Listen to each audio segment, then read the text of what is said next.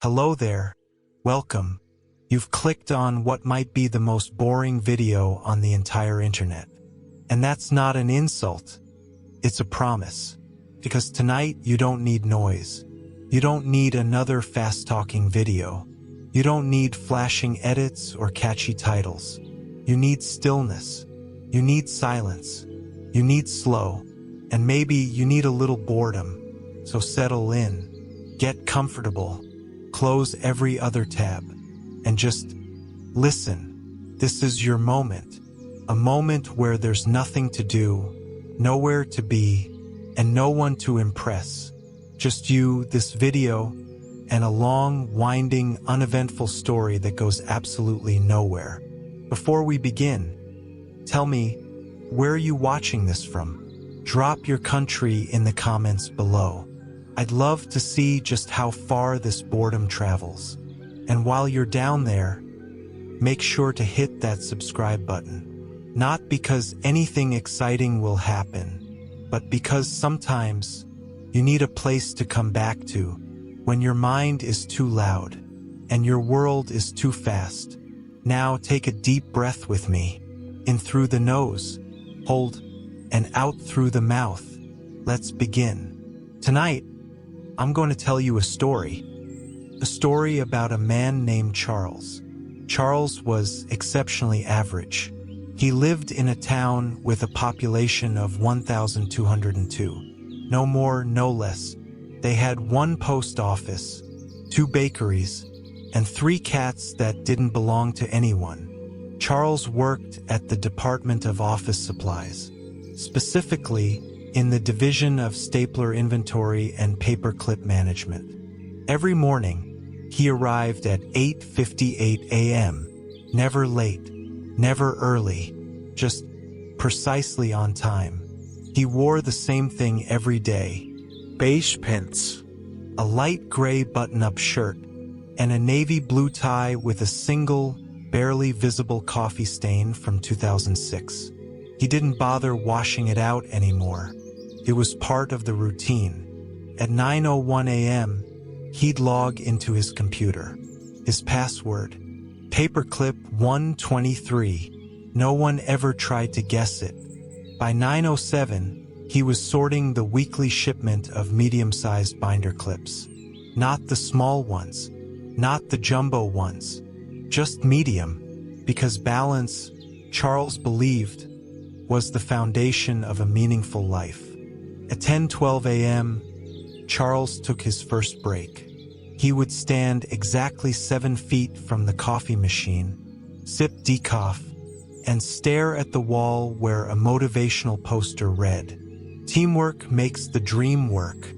He had once considered changing the font, but decided the Helvetica was good enough. That was Charles. Steady, unmoving, utterly dull. But in that dullness, there was a kind of peace. No chaos, no surprises.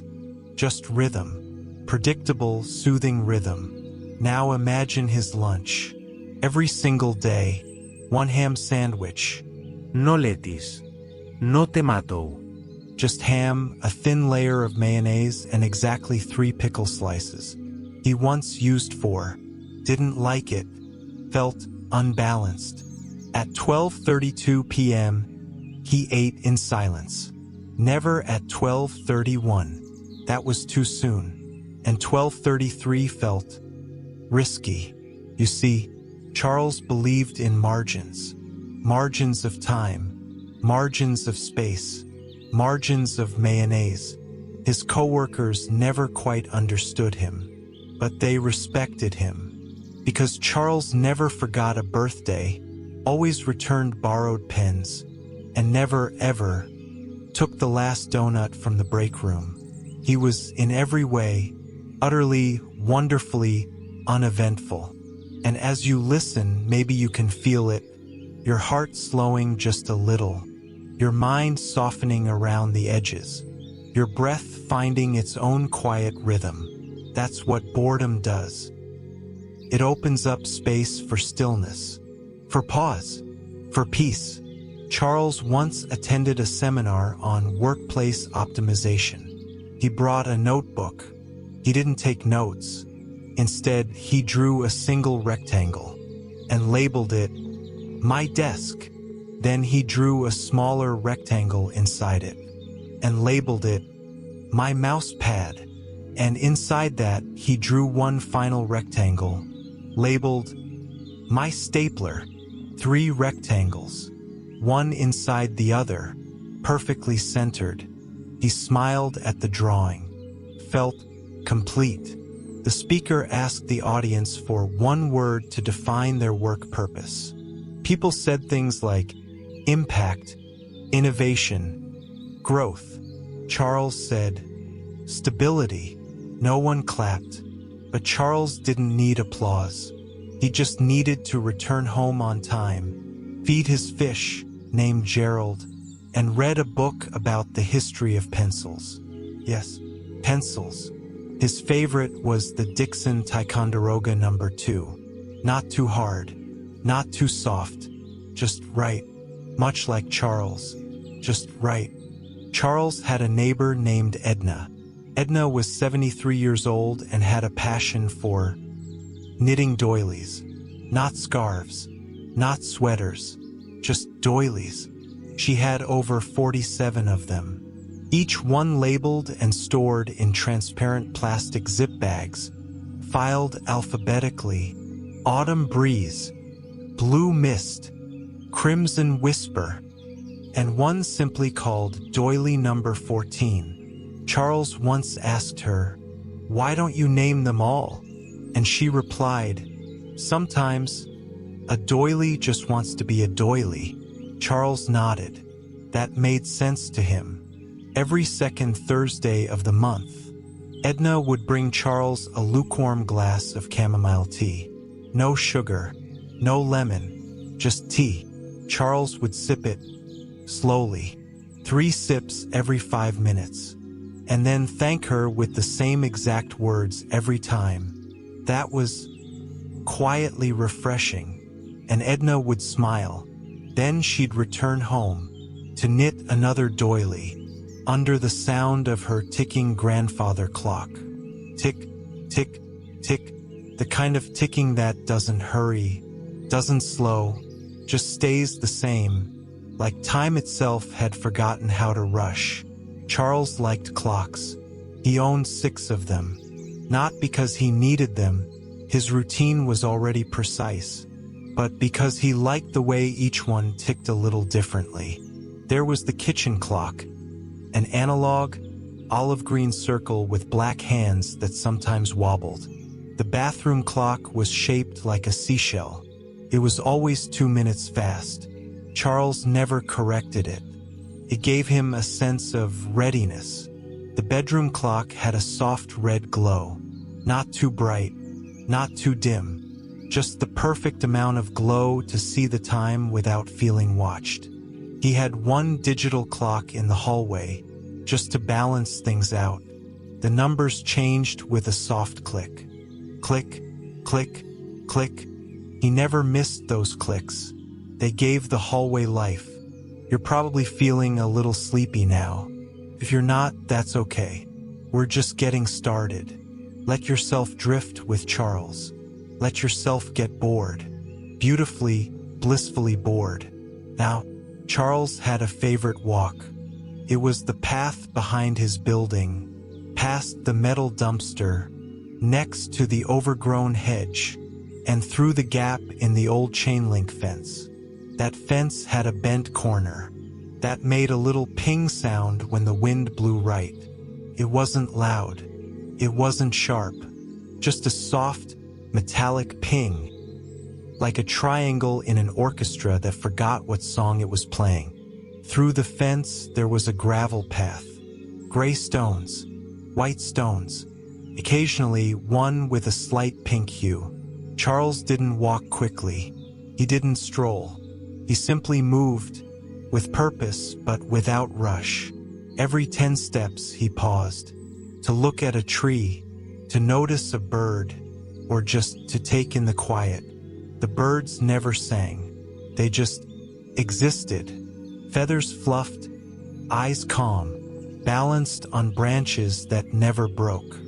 There was one bench on the path, old, wooden, a little crooked. Charles loved that bench, not because it was comfortable, it wasn't, not because it had a view, it faced a small bush, but because it never changed. It had a slight creak when you sat on it, the kind of creak that sounded like a yawn from an old friend. He would sit there, sometimes for 7 minutes, sometimes for 8, never 9. 9 felt excessive. He would think about absolutely nothing. He wouldn't plan or strategize or reminisce. He would just sit, maybe breathe, maybe blink, maybe do both at the same time. Then he'd stand, brush off the imaginary dust from his beige pants, and walk back. His footsteps would crunch lightly against the gravel. Crunch, crunch, crunch, like someone slowly chewing dry cereal in another room. Back home, Charles had a collection of pens. They weren't fancy, just regular ballpoint pens, but he organized them by ink color, barrel width, and cap tightness. His favorite was a blue pen, with a slightly loose cap, and a tiny scratch along the side. He never wrote with it. It was just for holding. Some nights, he'd hold it for up to 11 minutes.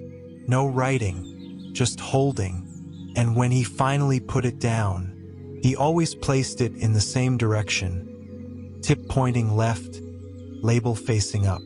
Now you might wonder, was Charles bored? No, not really, because Charles had mastered something we often forget in our fast world. He had mastered the art of nothing, not doing, not achieving, just being. And in that stillness, in that quiet, there was rest, there was peace. And right now, as you listen, you can let yourself drift there too. Let your body sink into whatever it's lying on. Let your eyes feel heavier. Let your breath soften. Let the world fade, like a bench facing a bush that doesn't need a view to feel complete. Some evenings, Charles would prepare a snack, not because he was hungry, but because there was something deeply satisfying about preparation. His favorite snack? One slice of plain white bread, toasted to a light golden brown, not too crisp, just enough so the edges whispered crunch when bitten. He didn't put butter on it, or jam, or anything really, just toast. He'd cut it in half, diagonally, not vertically, not horizontally, diagonally. That small triangle shape made it feel intentional. He would place each piece on a white ceramic plate. No patterns, no designs. Just white. Then he'd carry the plate with both hands to the living room and place it on the coffee table, exactly 1 inch from the corner. He never measured, but somehow it was always the same. Then he would sit, and he would wait, not for anything, just for a few minutes, to appreciate the toast, before eating it. First bite, top corner, small, slow. He chewed exactly 14 times per bite. Once he tried 15. Felt unnecessary. After finishing the first triangle, he would pause, sip some room temperature water from a glass that had a tiny chip on the base. He liked that chip. It gave the glass character. Then he'd move on to the second triangle, even slower, even quieter. And when the plate was empty, he wouldn't rush to clear it. He would let it sit for exactly 6 minutes. 6, not 5, not 7. That was snack time. Sometimes he would listen to the refrigerator hum, that soft, low, droning sound, a sound so constant that most people stopped hearing it. But Charles heard it. It was like a quiet engine of life, buzzing beneath the silence, telling him, I'm here. I'm keeping things cold. He appreciated that. At 9:13 p.m., he would brush his teeth. Always the same toothpaste, mint, but not too strong. He didn't like the ones that felt like a mouthful of fire. He would brush for 2 minutes and 15 seconds. He set a timer. It wasn't about hygiene. It was about consistency. Left side, right side, top, bottom, tongue, done. He rinsed twice, then gently dabbed the edges of his mouth with a towel that was soft, but slightly frayed. It had a small embroidered duck in the corner, a gift from Edna. He never asked why she chose a duck. At 9:19, he would return to the living room, turn on the floor lamp, the one with the frosted glass shade. He'd open a book, not a novel, not something thrilling, usually a manual or a catalog. One time, he read a 76-page booklet about ceiling fan installation. He didn't own a ceiling fan. He just liked the diagrams. He especially liked the section titled, Step 4A, Confirm Wiring Ground is Secure. Something about that line felt deeply responsible. Another night, he read the full history of elevator buttons. Did you know that most elevator buttons used to be mechanical, but now many are capacitive? Charles did. He highlighted that fact in light gray pencil. Not yellow highlighter. That would have been too bold. After reading, Charles would close the book slowly and place it back on the shelf, exactly where it came from. His bookshelf had 5 shelves, each labeled not by genre, but by emotional tone. Shelf 1, mildly interesting. Shelf 2, reasonably useful. Shelf 3, technically important. Shelf 4, functionally boring. Shelf 5, quietly reassuring. Books never moved shelves, even when they deserved to, because, and now, as the night wraps itself around the world like a warm, invisible blanket, Charles sleeps. Not a dramatic sleep, not a deep, dream-filled escape. Just sleep, soft, steady, still. In the quiet of his modest bedroom, the red glow of the bedside clock flickers gently. 10:01 p.m. Exactly. Outside, a streetlight hums.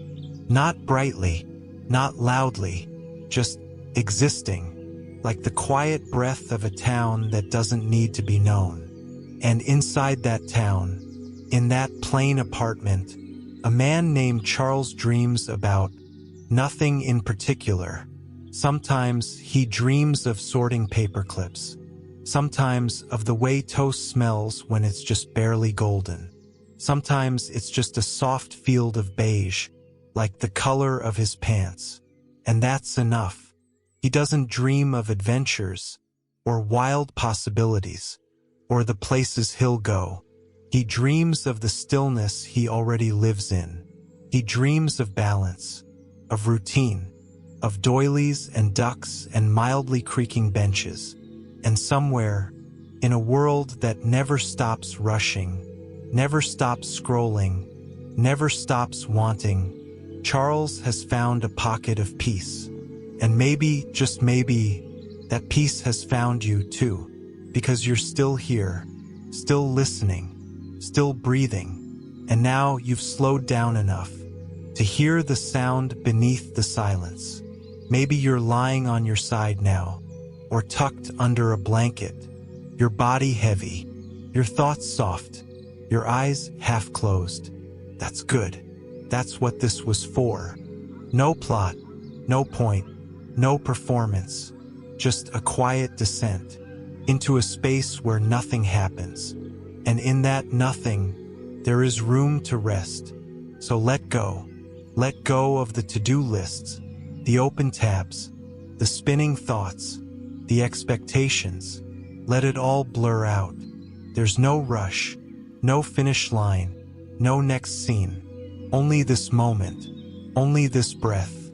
And before we fade out entirely, if you're still barely awake, just enough to move a finger, to reach for your screen, I'd love if you could do two small things. First, tell me where you're watching from. I read every single country in the comments, from sleepy towns to busy cities. This channel brings them all together.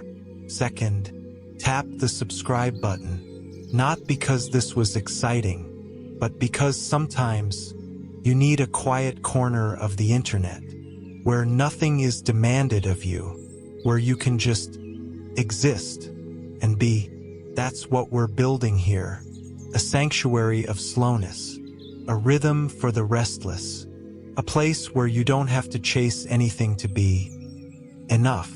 So if that sounds like somewhere you'd want to return to, subscribe and come back anytime your mind feels too full. We'll be here, waiting quietly. And now, no more words, just the sound of your breath, the weight of your limbs, and the pull of sleep. Soft, slow, certain. Good night. From me, from Charles, and from the quiet world we've built together. Across the river, beyond a few sleepy traffic lights that never turn red more than necessary, and past a bakery that never sells out because no one is ever in a rush, lived Mildred. Mildred was Charles's cousin. They hadn't spoken in years. Not because anything was wrong. It just never felt urgent enough to interrupt the silence. Mildred was a curtain inspector. Yes, curtains.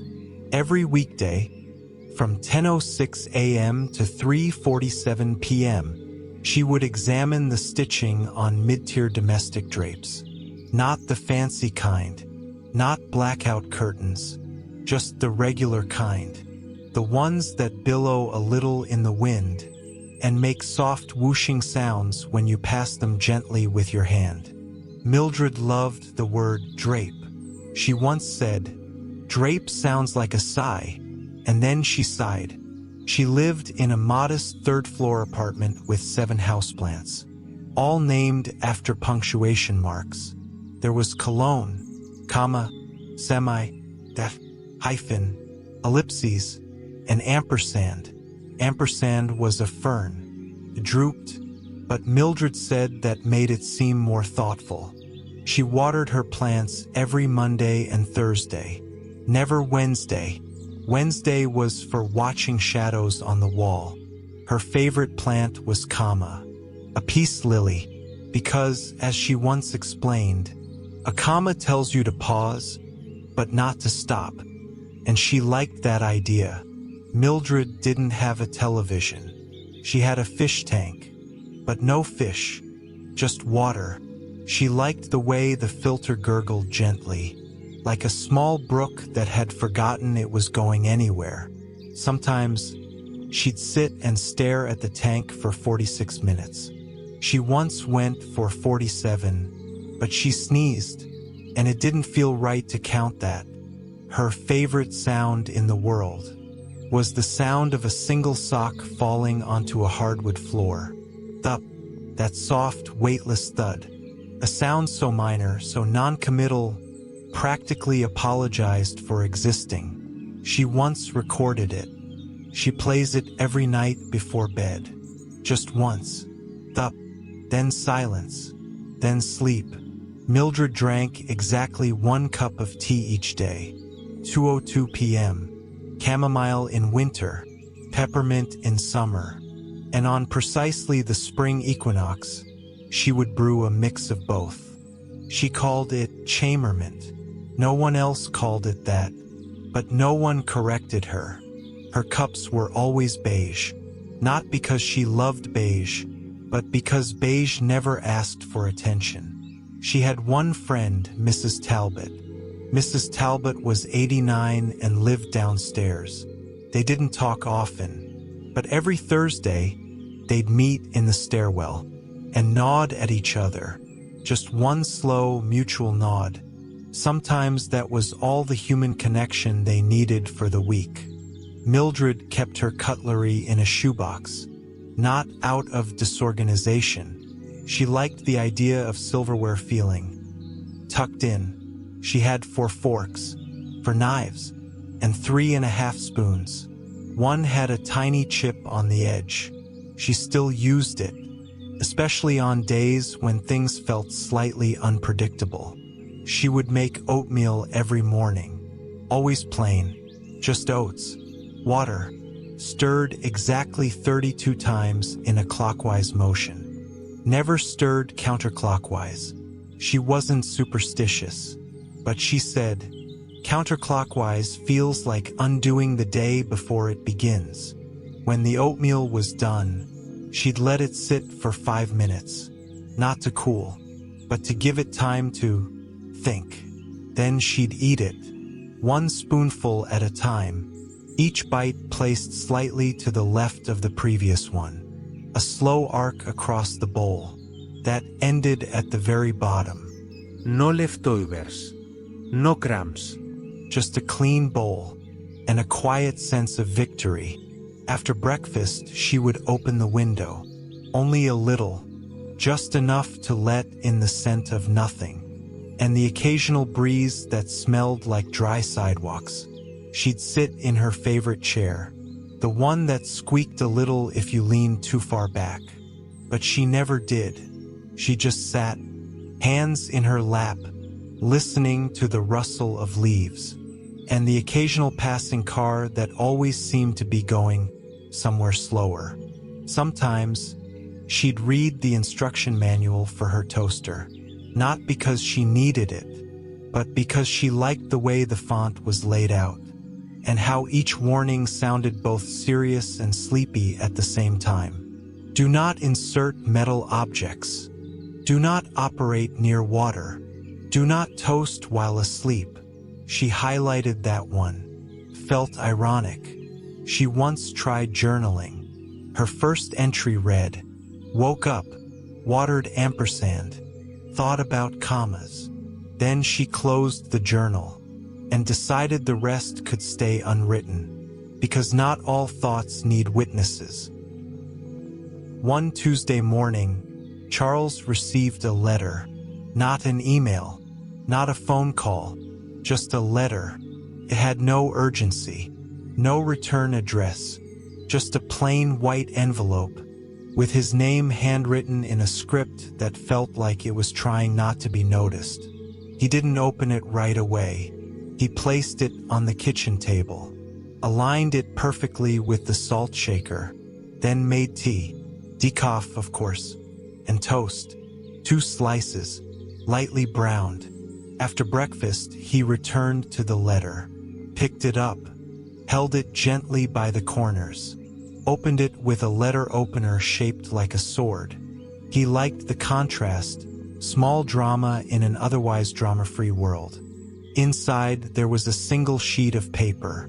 On it, in careful, quiet handwriting, Dear Charles, I found an old photo of us at Aunt Myra's garden party. You were wearing socks with ducks on them. I remember thinking, he must be very sure of himself.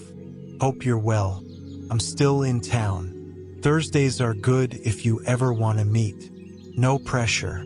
Just tea. Mildred. Charles read it once, then again, then folded it back the way it came, and placed it under the magnet shaped like a stapler on his fridge. He didn't decide right away. Decisions for Charles were like soup, best left to simmer. That Thursday, at exactly 4:03 p.m., he walked to the little cafe next to the hardware store that nobody ever went inside. Mildred was already there.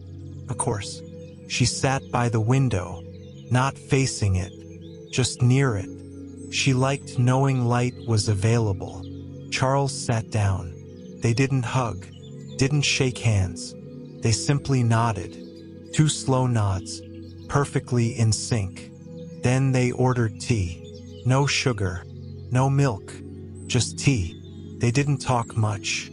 At one point, Mildred said, You still tuck in your shirt?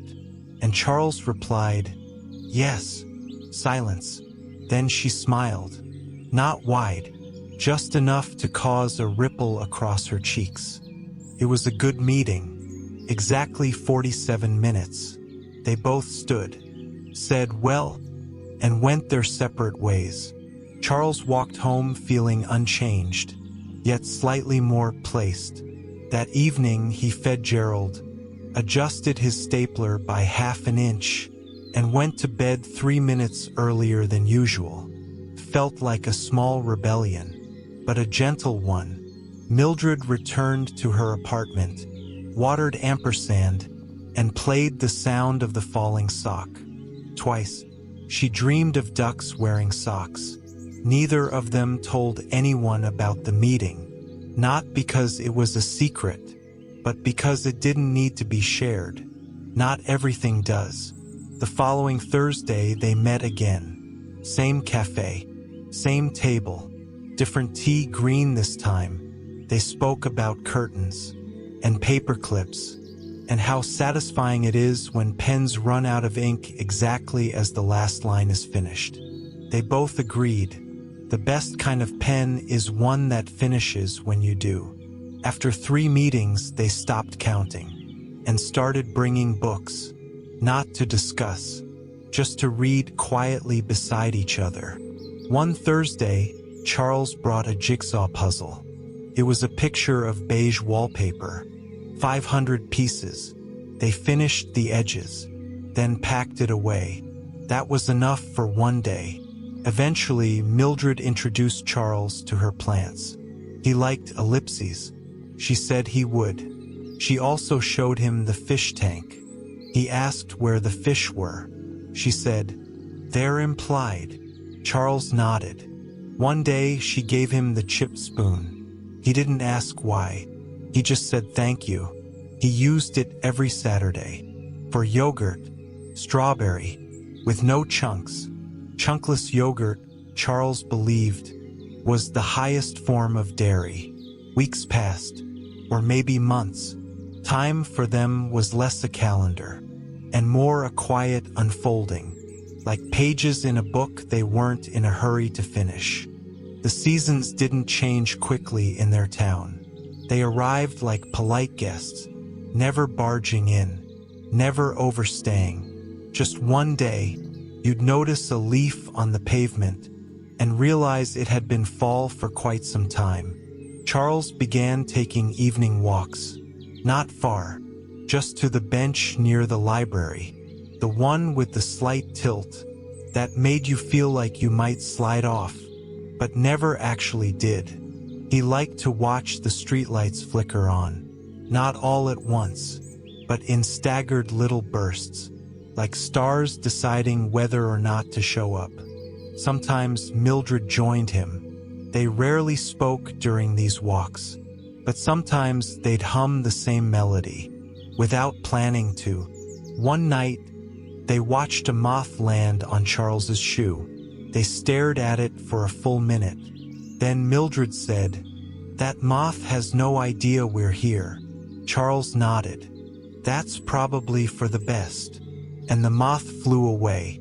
Mildred had taken up knitting, but only scarves, and only beige ones.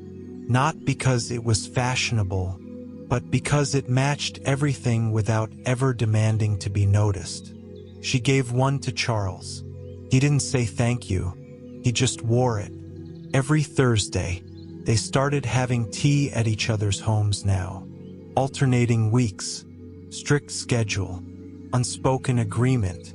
At Charles's place, they'd drink on the porch, watching Gerald nap near the broom. At Mildred's, they'd sit by the fish tank, staring at the nothing inside it. It was peaceful. It was enough. They didn't use the internet much. Mildred had a rotary phone. Charles once tried to Google the proper name for the smell after rain, but stopped halfway through the search.